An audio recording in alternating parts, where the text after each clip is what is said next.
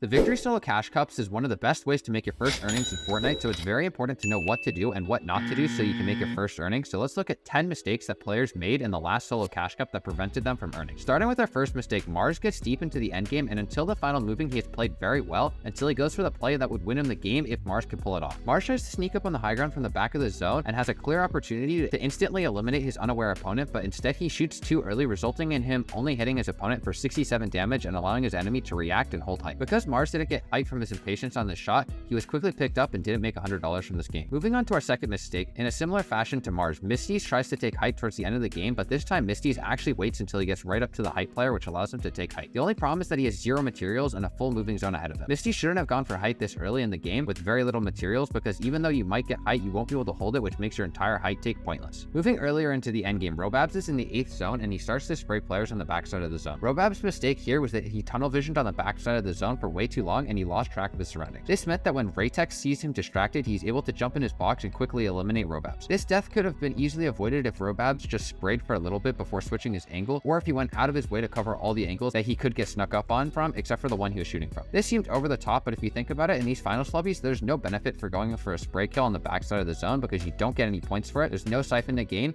and it's very unlikely you're going to get this loot anyways, meaning that these plays are unnecessary risks that increase your odds of dying. Moving earlier into the game, Floki decides to take a mid-game fight, and he starts it off well with an early tag and some good right shoulder peeks, but the mistake that gets him killed here is that he jumps too far into his opponent's edits while trying to quickly finish off the kill. This allows his opponent to set up a right shoulder peek on the Floki, which gets him killed. This could have been easily fixed if Floki didn't try to run through his opponent's box when he didn't have that large of a health advantage on his opponent. Going even further earlier into the game, Bilo wins his first fight by jumping onto his opponent's box, but he dies because when he kills his opponent, he doesn't instantly make his own box of space to play from. This meant that when he gets pushed quickly after, he can't edit out of his builds and he gets forced into a 50-50 aim duel, which he loses. This could have been easily avoided if he just instantly made space to work from when he got the first kill. Moving back to the end game, there's two mistakes that Ritual makes that results in his death. The first is that he's way too confident that there's no one in this full built box despite not checking it when he makes his 10th zone rotate, which gets him killed. But looking at this rotate at a larger scale, Ritual also should have been way further right in the moving zone to play into the dead side of the zone and to avoid running down the middle of the zone where the most congestion is. Going from the low ground to the high ground, we have Eclipse who is holding height at the end of the 11th zone. Eclipse does two things on height that allows him to get killed. The first is that he tarps in the middle of the zone instead of the edge. This makes it easier for him to get pressured from many angles because he isn't blocking aside with the zone. The second mistake that Eclipse makes on height is not checking his back enough. This allows for a player to sneak up on him and eliminate him while he's on the high ground. Moving down into the mid ground, Ozone has just come out of a very chaotic situation and he needs to use his slurp juice, but he also knows that a player is chasing him. Ozone makes the mistake of not ramping his head off to create an extra layer of protection while he's so low,